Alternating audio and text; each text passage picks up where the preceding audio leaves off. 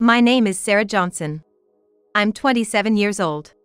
I've been a housewife for 5 years, married to my husband of the same age, David. We don't have children yet, but we were living a fairly happy, ordinary life. However, one day, everything changed when I discovered David's affair. Hey, who is this Emily?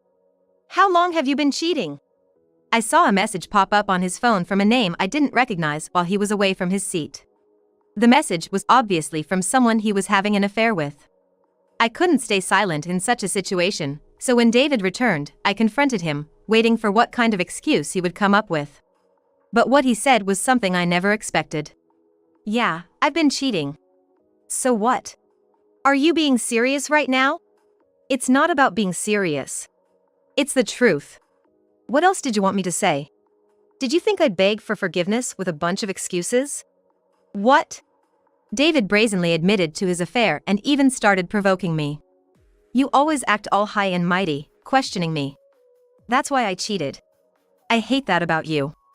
Excuse me? You're always nagging. Do this, do that. Who would want to come home to a wife like that?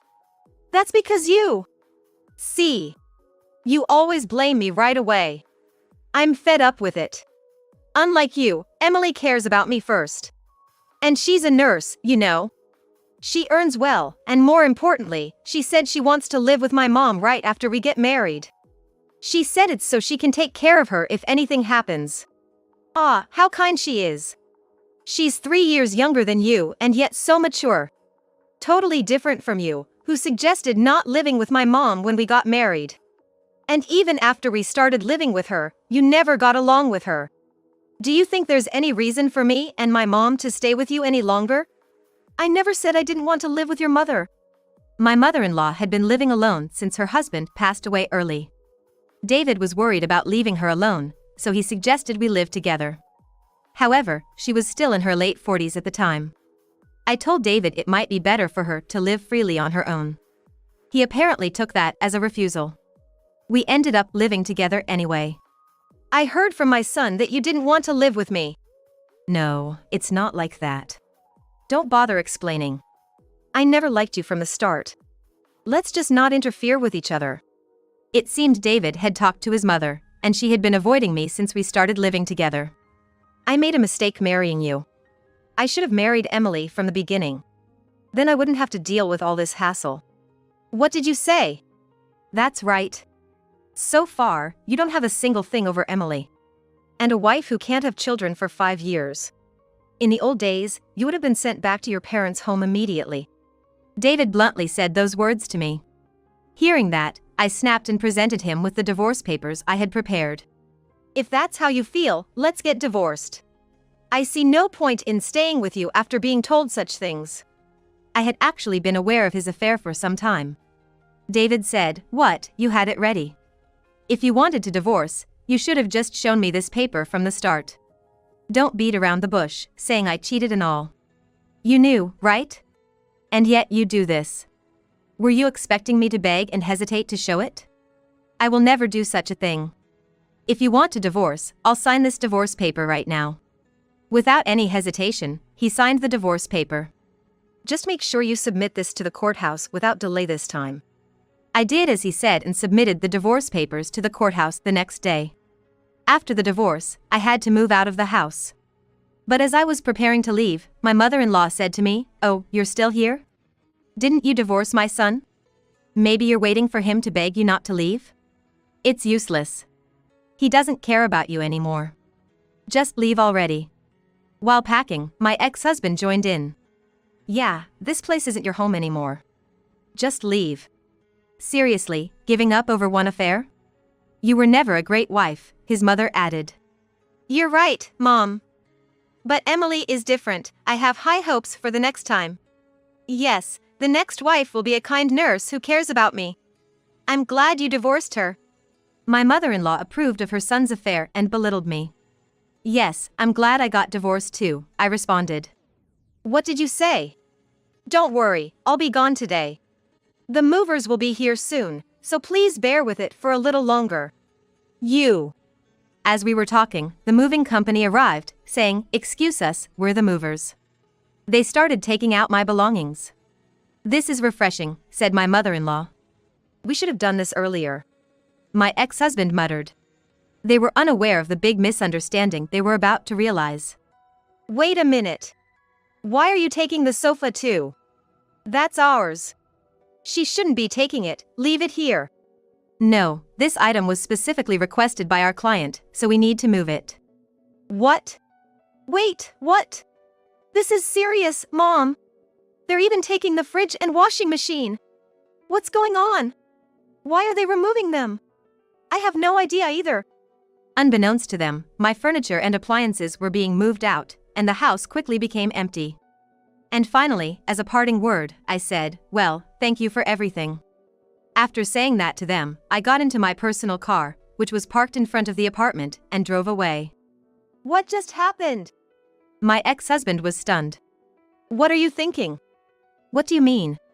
I'm moving out because we divorced, right? You told me to leave. It's not about that. I'm asking why you're taking furniture and appliances that aren't yours, even the car. Are you taking these as some sort of compensation instead of alimony? No, that's not it at all. Then, why on earth are you doing this? I explained to the panicking couple. Those furniture and appliances, and this car, were all mine before we got married. It's only natural I take them. What? Indeed, I had bought most of the furniture, appliances, and the car when I was single. It was my car. Bought with money I saved while working hard before marriage. You never mentioned that to me. That's right. He told me not to tell his mother, so I acted as if he had bought them all this time. The house, the appliances, even the car, it seems he didn't want her to know that it was actually his wife, me, who bought them. Maybe he wanted to show off to his mother, pretending he bought everything. David, is that true? You said you bought everything. Well, that's... Why would you lie about something like that? Well, that's how it is, so I'm taking everything that's mine. If you need something, you should buy it yourselves. Then, the husband, who had been silent until now, suddenly remembered something and said, Wait. What about the division of property? What? When a couple divorces, they're supposed to divide their property, right? That means we should split the furniture, appliances, and even the car. You can't just take them all by yourself. Is that so? Then this woman's claims are ridiculous. We need to tell the movers to bring back the furniture and appliances right now. There's no need for that. Why not? Do you know what marital property is? It refers to property formed by the cooperation of the couple. That means furniture, appliances, and cars that I bought with my own money before marriage are not subject to division. That's a lie. If you don't believe me, why don't you look it up on that smartphone you're holding so dearly? The husband must have found it hard to believe my words. He immediately started searching on his smartphone about the division of property. However, what he found was exactly as I had said. The two of them stood there, unable to say anything. Besides, didn't we agree before getting married not to divide property in case of divorce? Don't you remember the marital property agreement? What? It was you who suggested a marital property agreement because you didn't want any trouble at the time of divorce. That's... Before the marriage. Thinking about divorce before getting married. It's just a precaution. It's like insurance, right? You prepare in advance so you're not in trouble when you get sick or injured. It's the same thing. Convinced by his words, we registered a marital property agreement at the Legal Affairs Bureau. I later found out that marital property agreements are often made by people with considerable assets or those who are remarrying with children. At that time, you had a better job, so you wanted to make the contract because you didn't want me to take any of your earnings. Well, now the tables have turned, and I earn more. But it worked out for me.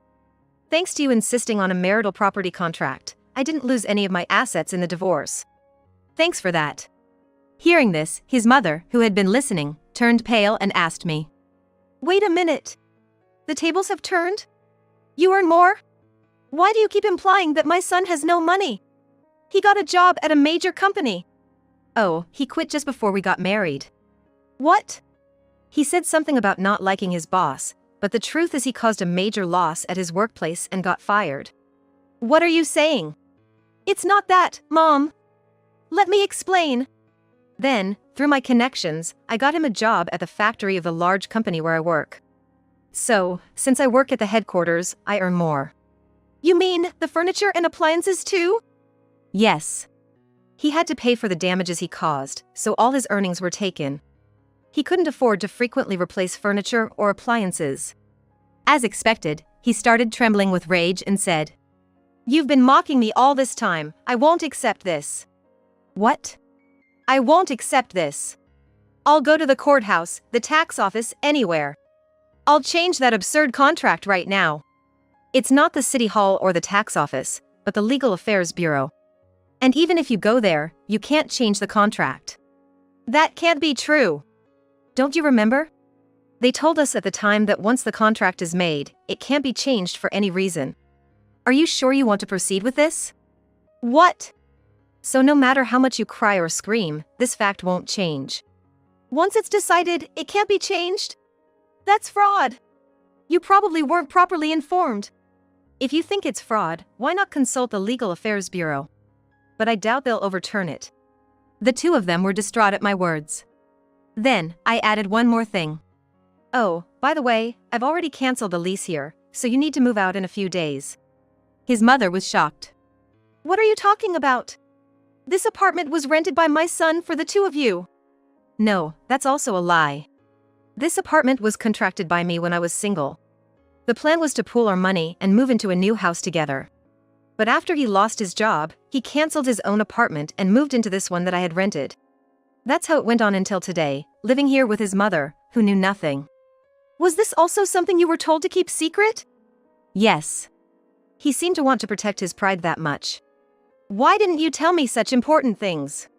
"Well, because that's no excuse." As their lies unraveled, the two of them started arguing. While they were busy with that, I said, "Well, that's how it is. Please take care of everything from now on. Thank you for everything up to this point," and then I started the car and drove off. In the rearview mirror, I saw them trying to say something to me, but it was no longer my concern. However, the story didn't end there. A few hours after I left the house. "Help me, please." I got a call from him. "This is serious. I never imagined it would come to this." He sounded very panicked. But I knew why he was calling me. "What? Did you find out she's not really a nurse but a freeter? Or did she abandon you after discovering the lies you told?"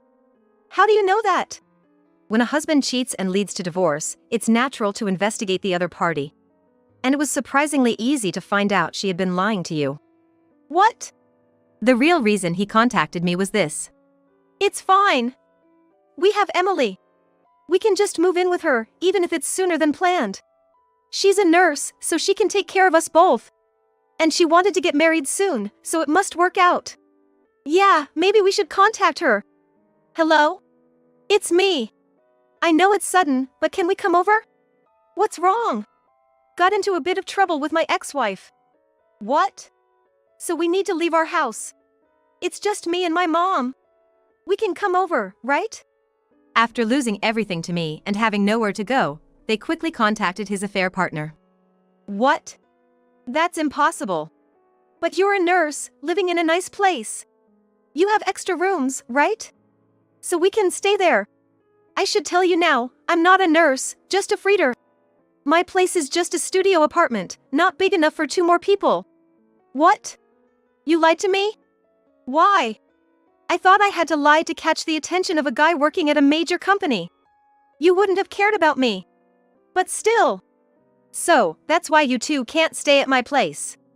You have a job at a big company, so you should be able to afford a hotel or rent a new place, right? I mean, I get it if a divorced wife has to leave, but why do you have to leave your house? That's weird. If you're going to blame me, at least start by explaining that."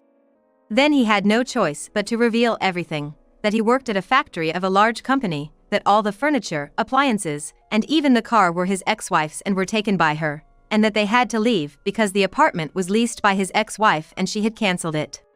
She was furious when she heard this. "You're accusing me of lying? You're the one who's been deceiving all along. Just calm down a bit." "How can I be calm? Our relationship is over, so if you need someone's help, ask someone else. Goodbye." "Wait, Emily." After that, she was unreachable. Left with no one else to turn to, he called me for help. Please, Sarah, can we start over? It was all my fault. I'll take the lead in household chores from now on. I'll listen to everything you say. So, please come back to me. And it's not just me, it's my mom too. If we don't find a place, we'll be. He and his mother were desperately trying to turn the situation around. His mother, standing behind him, also joined in, saying, Sarah, I'm truly sorry for everything. I didn't realize how important you were. I'll apologize too, so let's live together again, the three of us, okay? I'll even help out with some housework. Don't hold a grudge forever, just accept our apologies. They tried to persuade me like that.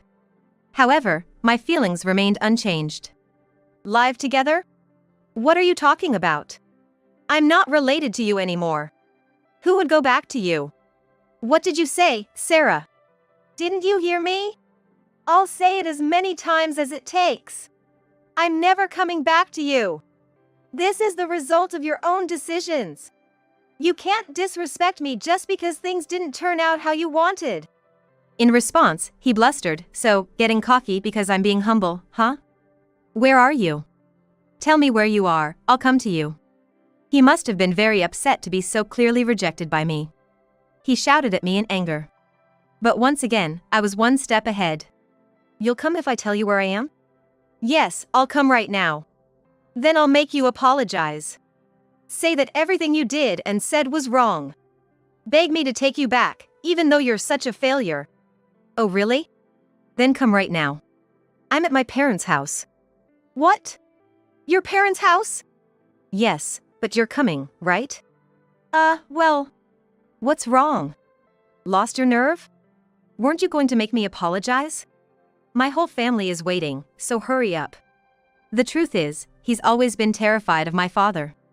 A strict police officer. Who despises wrongdoing and lack of common sense. Contrary to my father's serious demeanor, he always lived carelessly and irresponsibly. After we decided to get married and he met my parents, he kept saying, your dad is scary, isn't he? Not really. I feel like if I ever cheated, I'd be risking my life. Well, you better hope that never happens. He said this repeatedly after we finished our greeting with my parents. So, when he heard I was at my parents' house, he must have been petrified. No, I think I'll skip coming over directly. I don't want to intrude suddenly. It's not an intrusion at all. We've already discussed everything, and he probably wants to hear your side of the story too. What? You've already talked about it? Of course. It's natural for parents to ask why their daughters suddenly came back home. So, I told them everything. Now, what will you do? Are you coming or not? No. But it was too late. You said you'd come, so come over right now. We'll have a long talk then. Father-in-law? My father, who had been listening to the conversation, snatched the phone from me and shouted at him. Now he had no choice but to come to our house. If he didn't, he'd face worse consequences. About 30 minutes after the call, he arrived at our house with a pale face, along with his mother. I know she's told you a lot, but there are circumstances. Circumstances? I didn't cheat because I wanted to. Sarah works at the headquarters, and honestly, she earns more than me. I was always ridiculed at work for that. When I got home, she would say harsh things to me, and that's how I ended up with another woman. He tried to justify himself to my father, claiming he wasn't at fault. His mother added, I lived with them and saw their interactions. Sarah's behavior seemed problematic. Of course, my son is wrong for cheating, but Sarah also contributed to the situation. Can we consider it a fault on both sides? What are you saying? My father, who had been quietly listening, then said. So, where in this story is my daughter at fault? Well, her harsh words made me. Let's change the question. What exactly did she say to you? Like, help with the housework instead of sleeping, or why don't you take out the trash? It felt like she was implying I was lazy. Are you serious? You think that's harsh? Are you a middle school kid? Or are you just joking? What? In taking my daughter's words of caution as sarcasm, it shows you felt inferior compared to your wife who earned more. That's not my daughter's fault, and it's certainly no excuse for cheating. David gasped in shock. Let's calm down a bit. Calm down. You must be joking. We trusted your worthless son and sent our precious daughter to marry him. Then he cheats and kicks her out of the house. And now, after being dumped by his affair partner, he wants to turn the tables and come back? This is ridiculous. I don't know why you two even came here, but we have no intention of forgiving you. My father was furious, his face red with anger. My mother, silent, radiated her own fury. Seeing my parents' reaction, he apologized, saying, "I'm truly sorry." However, like my father, I had no intention of accepting such a superficial apology. I presented him with the alimony demand documents prepared by my lawyer. Alimony claim? What, did you think you wouldn't have to pay? As a married man who cheated, it's only natural you pay alimony. Seriously? He was shocked by the amount. Despite initially trying to negotiate a lower sum, he reluctantly agreed to the payment under the influence of my father's stern demeanor. Afterward, I also sent a formal demand for alimony to his affair partner. However, she refused to pay, claiming I was deceived too. I thought he worked for a large corporation. Since I was tricked, I'm a victim and shouldn't have to pay alimony. Of course, such excuses didn't hold, and eventually, both of them had to pay the alimony as I had demanded. Have they been paying the alimony properly since then? Yes, they paid more promptly than expected, probably intimidated by Dad's shouting. That's good. But who would have thought it would come to this? I never imagined such an ending when I got married. Hopefully, this experience taught them a lesson. But what will they do now? You mentioned they were kicked out of the apartment you had leased?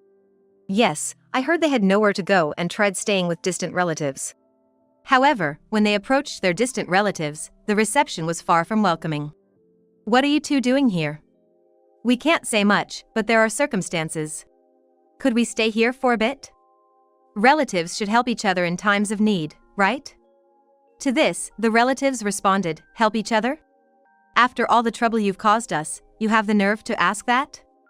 It turned out that these two had previously insulted their relatives and engaged in selfish behavior, leading to severed ties. Despite this history, they had the audacity to show up and ask for help.